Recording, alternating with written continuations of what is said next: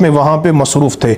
इसी तरह जो बयतुर रिदवान में नहीं थे तो वजह यह थी, हज़रत अब्दुल्ला बिन उमर ने फरमाया, फ़लौ काना अहदुन अअज़्ज़ा बिबत्नि मक्का मिन उस्मान, अगर अहले मक्का के नज़दीक हज़रत उस्मान से बढ़कर कोई मुअज़्ज़ज़ होता तो सरकार किसी और को भेजते।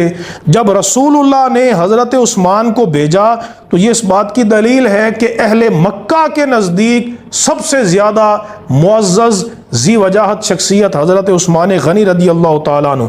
और नबी करीम अलैहिस्सलाम ने जब बैत ली तो सरकार ने फरमाया, हाज़िही यदो उस्मान, अपना दायां दस्ते मुबारक बुलंद करके, वदरबा बिहा अला यदिही, और उसको हुजूर ने अपने दूसरे हाथ पे रखा और फरमाया, हाज़िही ली उस्मान, कि ये मैंने उस्मान की तरफ से बैत की। लिहाजा उन पर जितने एतराज़ किए जा रहे हैं ये सारे बेबुनियाद एतराज़ हैं और ये महज अदावत है, दुश्मनी है।